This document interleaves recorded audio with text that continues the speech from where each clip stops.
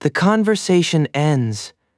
You walk away, close the door, or put your phone down, and then, 10 minutes later, your mind produces it, the exact sentence you needed. It is clear. It is calm. It answers the objection without sounding defensive. Unfortunately, the person who needed to hear it is no longer there. This experience is so common that it can feel like a personal flaw. Why could you not think that clearly when the moment was happening? Why does your brain become eloquent only after the social deadline has passed?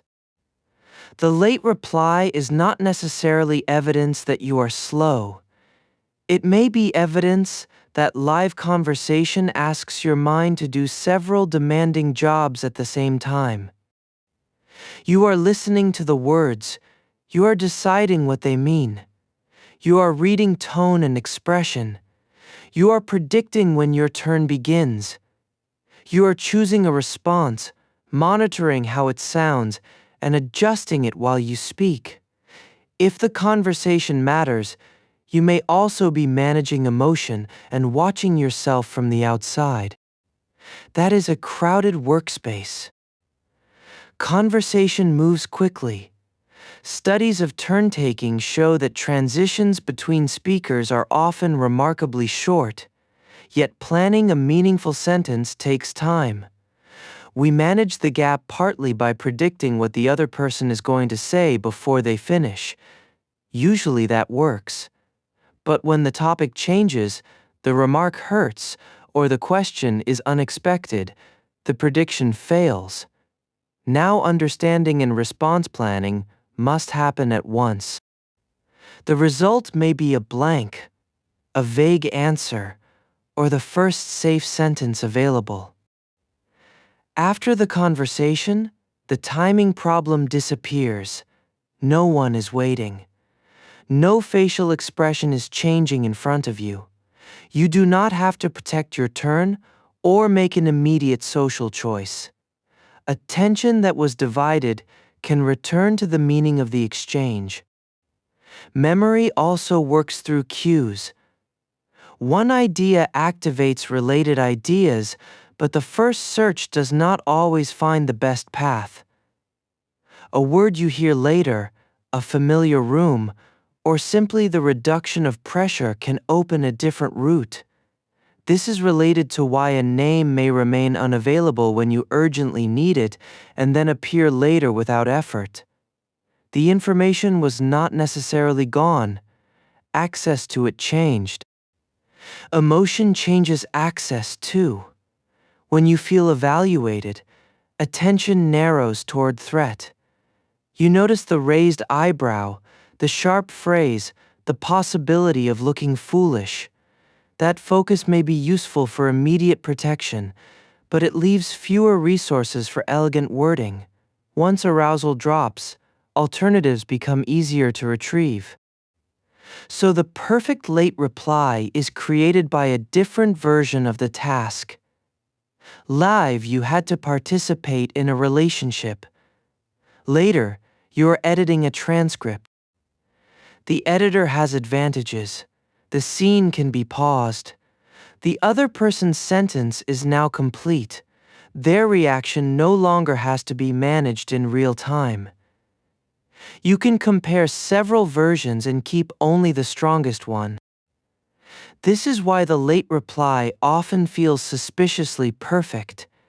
It never had to survive the actual conversation. In your head, the sentence lands cleanly. The other person understands the point. You do not stumble, but a real reply might have changed the conversation, produced a new objection, or sounded harsher than it does in private. The delayed line is not proof that the whole interaction would have gone perfectly. It is one edited possibility. The useful question is not, how do I make sure I always say the perfect thing immediately? No one can. The better question is, what is this late reply telling me that I did not manage to express? Sometimes it reveals a boundary. You wanted to say no, but produced an explanation. Sometimes it reveals a need for time. You answered before you understood the question. Sometimes it reveals an emotion that became clear only after the body settled. That information can still be useful. There is a difference between reflection and rumination. Reflection changes the model. You replay the moment. Notice what happened, extract one lesson, and become better prepared for a similar situation. Rumination keeps the emotional problem active without adding information. The same scene repeats with slightly sharper dialogue and a slightly more satisfying victory. One produces a next step, the other produces another replay. Here's a practical test. When the perfect reply arrives, write it down once. Do not keep improving it. Then reduce it to the need underneath the sentence. Was the need clarity, respect, time, acknowledgement, or a boundary? Now decide whether that need still exists. If it does, the conversation may not actually be over. A follow-up can be simple. I have been thinking about what you said, and I did not answer clearly in the moment. Then state the point without performing the imaginary victory. A late, honest reply is often more useful than a perfect reply that remains private. If the need no longer exists, keep the lesson and release the line. You do not have to reopen every interaction just because your brain found a better sentence.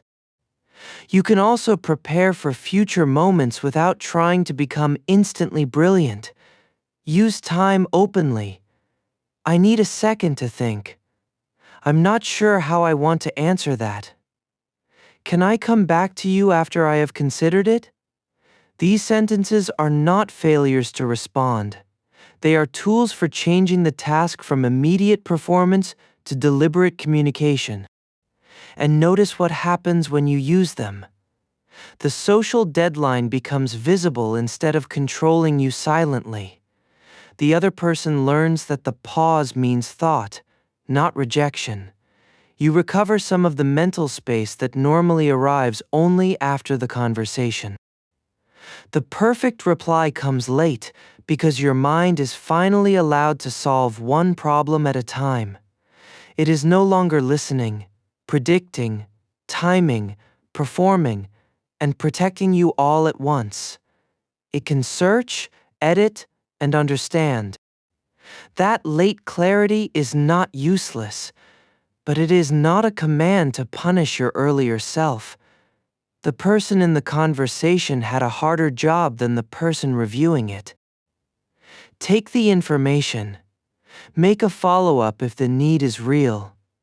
Prepare one sentence that gives you time next time. And remember, the goal of conversation is not to produce the line that would look best in the replay. It is to remain present enough to discover what the real conversation needs.